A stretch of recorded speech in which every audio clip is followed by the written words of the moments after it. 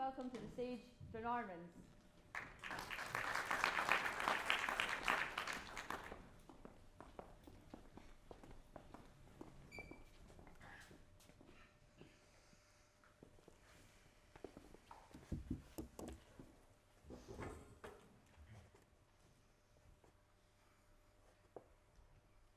Good afternoon, ladies and gentlemen.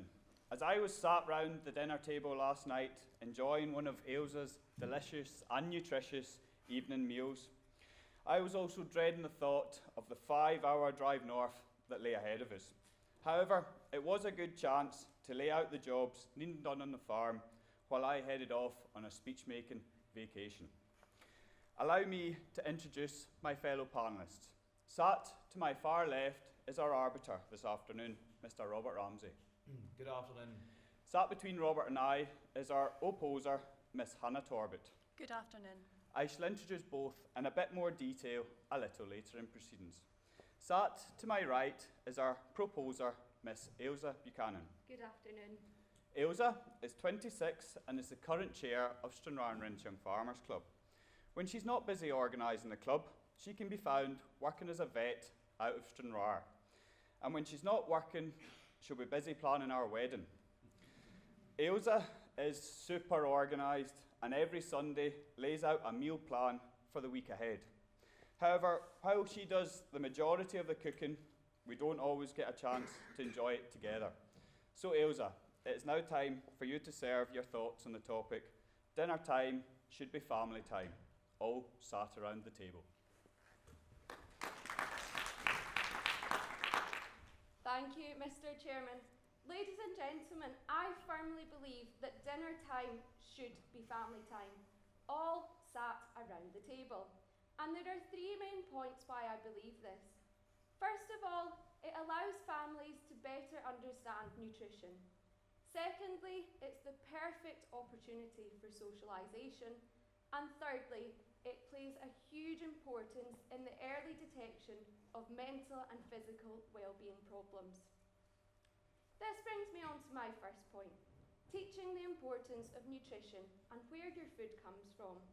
There is no denying that we are in an obesity crisis right now, with 1 in 4 children under the age of 16 classified as obese or overweight.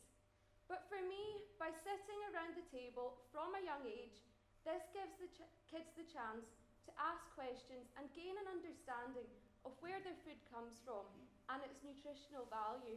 We all know the saying, a minute on the lips is a lifetime on the hips. We need to teach this from an early age. And rather than shoving a sugar-filled breakfast bar in front of the kids as we're running out of the door, we should be providing them with a healthy breakfast served around the table and teaching them about the different food groups that they're eating. Nutrition is, after all, one of our basic needs for survival. And secondly, the social aspect. We are all busy people, especially in agriculture. Farming families, such as the one I grew up in, work long hours, and sometimes the only time I would see my parents was sat around the table at dinner time. But we all sat in the same seat every single night, and you'd be brave to try sit in my dad's chair. But once we'd finished our meal, we would talk to each other. Good old-fashioned face-to-face conversation. We would sometimes debate things as well, and these are skills that have served me well later in life, just being able to communicate with people. And my third point, one of which is of huge importance in today's society. A shocking statistic that I recently heard is that there has been a 25% increase of eating disorders diagnosed in the past year within Scotland. And I believe that one of the solutions to this is to reinstate traditional family mealtime values. Families gathering around the table at mealtimes would reduce the opportunities for young people to hide away, malnourishing themselves, and just feeding into these eating disorders that they have developed. So for me, that is really, really important. In conclusion, ladies and gentlemen, if we want to educate our young people in the importance of nutrition, to teach good old-fashioned communication skills, and to allow earlier detection of eating disorders and other health concerns, We must all sit around the table at mealtimes. Thank you, Ailsa, for another mouth-watering speech. Before I ask Hannah to deliver her speech, allow me to introduce her in a bit more detail.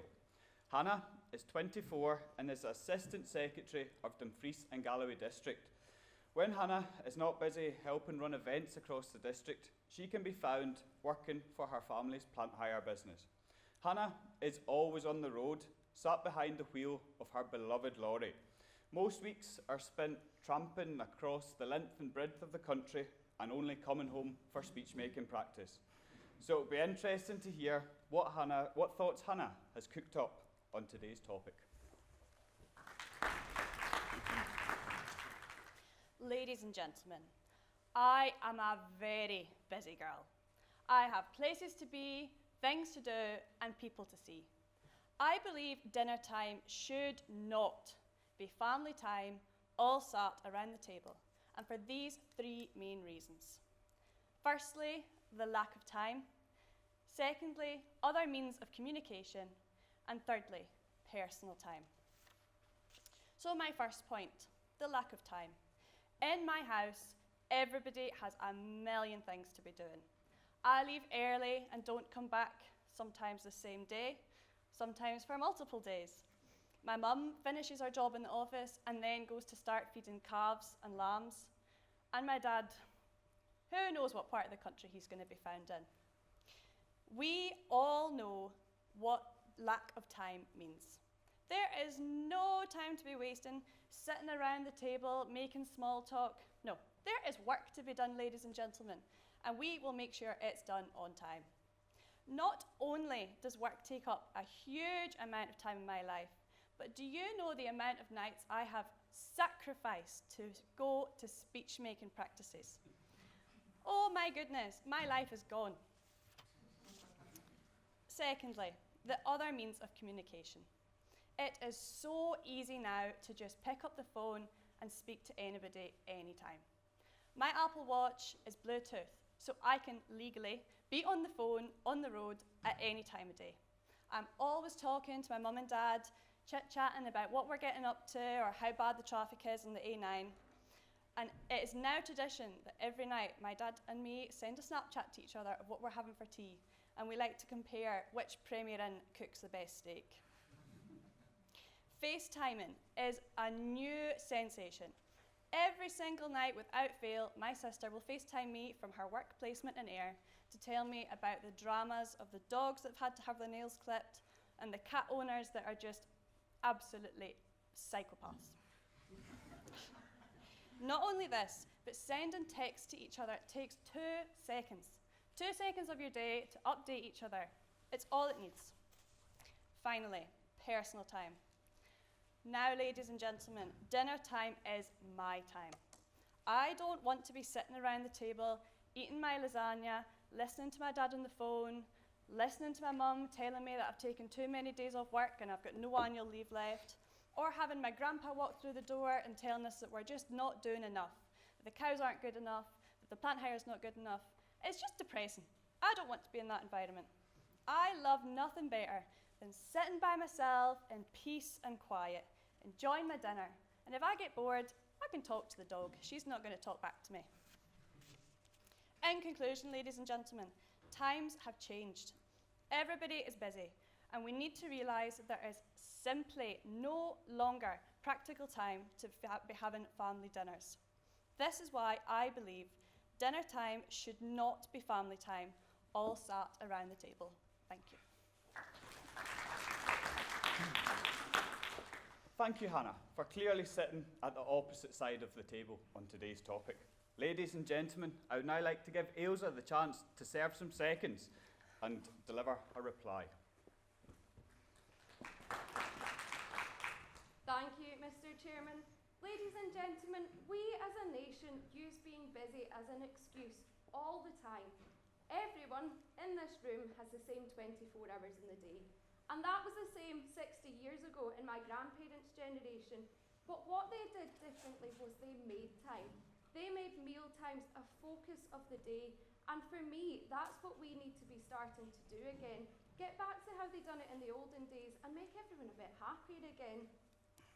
And not only that, there are plenty of other opportunities for personal time.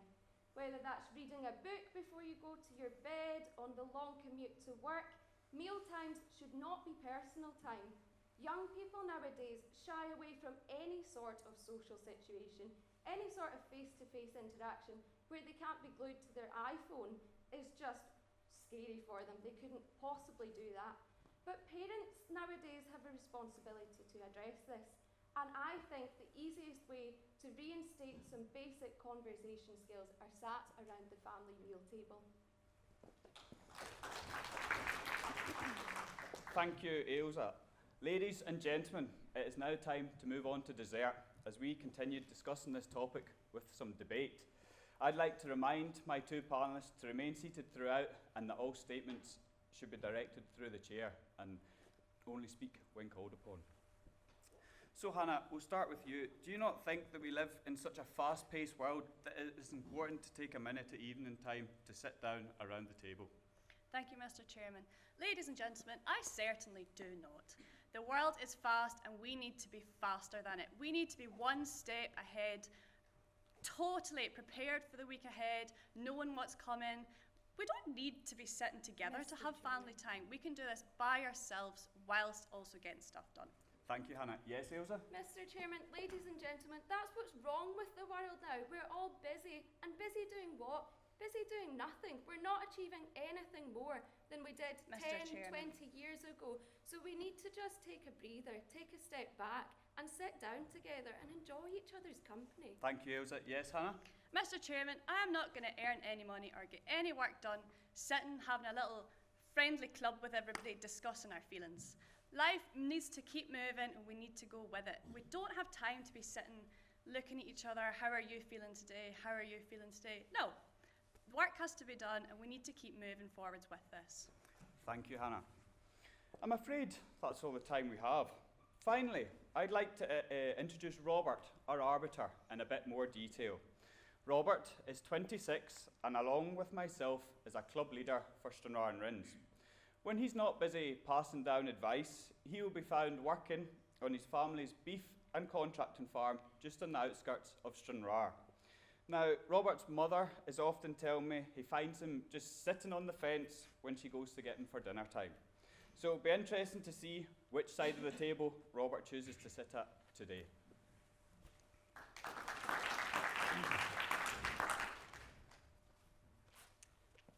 Thank you, Mr. Chairman. Ladies and gentlemen, today we've heard two thoughtful and contrasting perspectives on the topic of dinner time should be family time, and they are then followed up by a very informative debate.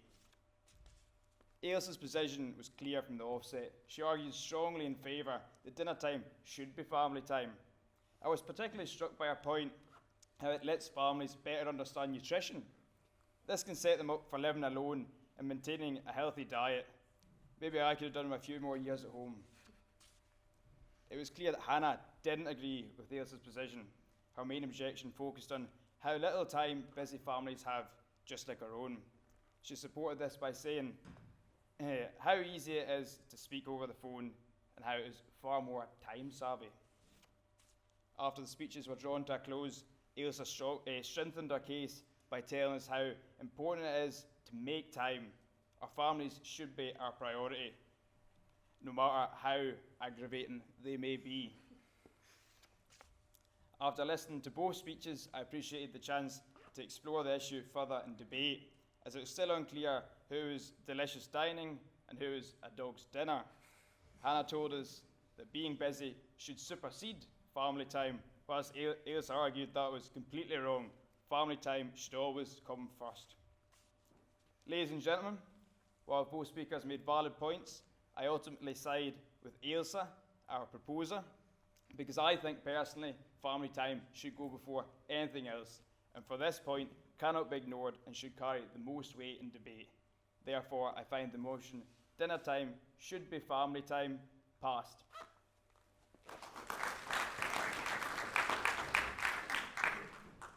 Thank you, Robert.